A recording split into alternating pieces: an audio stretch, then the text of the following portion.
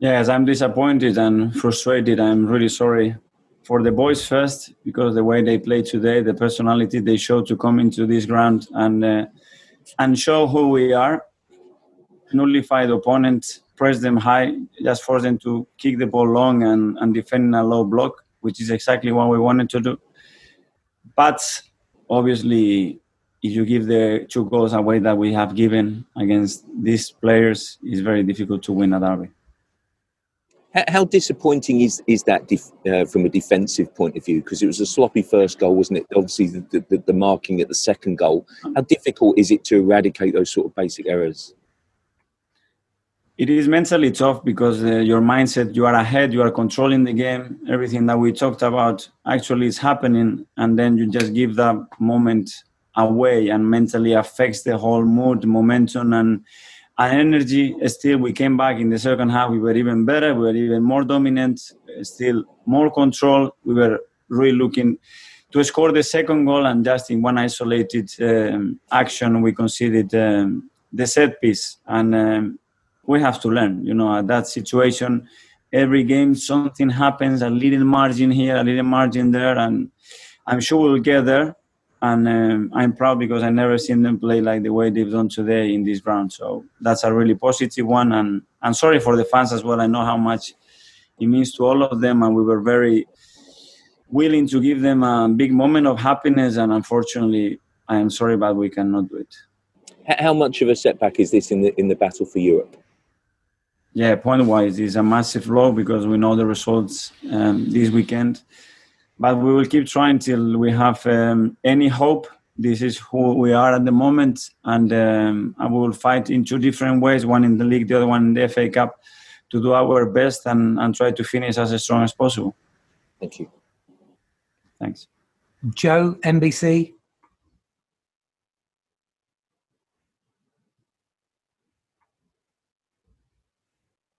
Hi, Mikel. Of course, this will hurt today, this defeat, but in the grand scheme of things, are you still very positive if your team keeps playing like this, that you will be on track and you will get to where you want to? Yes, if we minimize the mistakes that we do and we keep playing like that, we're going to win many, many, many football games, because we're going to make it really, really difficult for the opponent. I'm sure of that. But these 2 aspects one has to be maintained and the other one has to be avoided. And it's on us. They believe in what we're doing. You can see how they are trying, how they are going. And it's a shame, because if you are able to win that well in such a big ground, in such a big stage like today, it gives you big belief, and I'm gutted as well for them because they really tried. And the attacking intent, Oba came close, hit the woodwork, great goal from Laka. What did you think about the attacking sort of display? Was that the level where you wanted it to be? Or we talked before about wanting to kill games off when you get chances. Yes, and we can do more and we can be more incisive, and we could exploit some spaces better than what we've done. Sometimes the rhythm, the urgency, and the link on distances wasn't exactly there. In many times it was, and the purpose was there. But yeah, to attack 10 players there like this all the time is not an easy thing to do. And we tried and had enough chances to win a derby the way we did it today. And finally, Mourinho said it was a very interesting tactical battle, and he sees that you're making great progress at Arsenal so far. What is it like to hear something like that from him? And obviously it seems like both of you are at very similar stages of these projects with these 2 teams. Yes, thank you. I can see as well what he's trying to do, and look, he wins again. It's 2 completely different styles. He manages really, really well.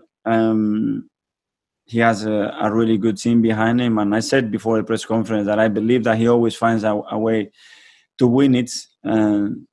When I give it to him, I feel bad, if they deserve a little bit more like this. But congratulations to them. They got the points today, and we move forward. Thanks, Mikel. Thank you.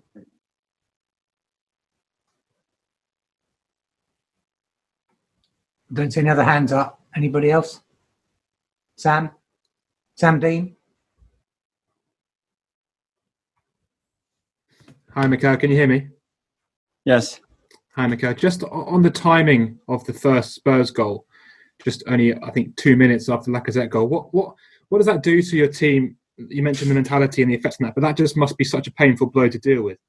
Yeah, because the first goal in a big game, you know how important it is, the percentages of winning that you have there. And just to give it away like this, after how it takes to break down a team like Spurs, affects. But straight away, we kept going, we kept trying. We started to dominate the last part of the first half as well.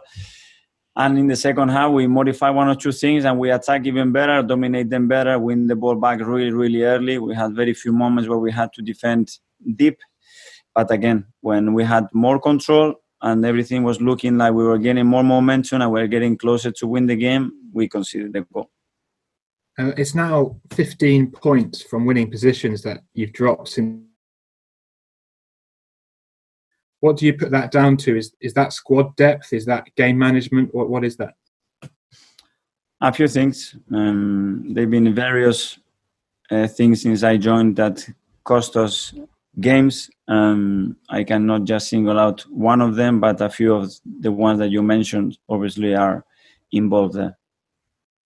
Sorry, what do you mean by that?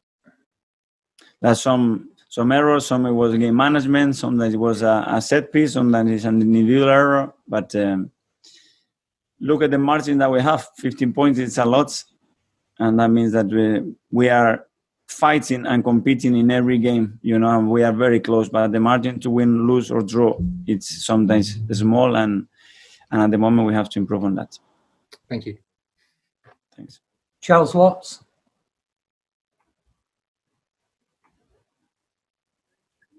Hi, Mikel. Can you hear me? Yeah.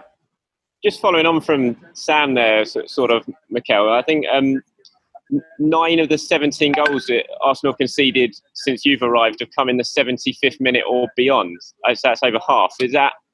What do you put that down to? Is that almost fatigue? Maybe the players struggling with the intensity that you're demanding from them? Yeah, it could be. Sometimes errors are led by fatigue. But we have some errors or some moments where it wasn't about that. It was about the attention or playing a short corner or not picking your man in a corner or just having an individual error or just because the opponent as well in this league, he pushes you in the last 10, 15 minutes and you have to suffer and sometimes you concede. But we look at that with more depth, obviously, but it's something that where we have some margin to improve. Just on Rob Holding, I mean, Rob was man of the match when he came in against Southampton. Hasn't started since, and you're playing obviously Kolasinac kind of in a new role for him on the left side of the front three. What's the reasoning for Rob now being taken out of the side after that really good performance at Southampton? Sometimes the positioning, sometimes the momentum of the players. When we don't concede in 3 or 4 games in a row, everything is really positive. And obviously when you concede 2 goals like today, why we are not playing somebody else? Rob is done really well when we demand him to play, and he will be ready again to play when we demand him to do so, I'm sure. Thank you. Last one, Dharmesh. Yeah, I can't. Oh, yeah. Hi, Mikel. Commiserations. Just a quick question on Mesut Ozil. He still hasn't featured at all for you since the restart. Can you just give any reassurances to him or the fans? Is he part of your plan still? Well, he's still in the same position as he was last week or 2 weeks ago, and we said that we will manage everything internally. What do you mean by that? That I have nothing to say. Thank you. Thank you very much. Thanks, everyone. Thank you.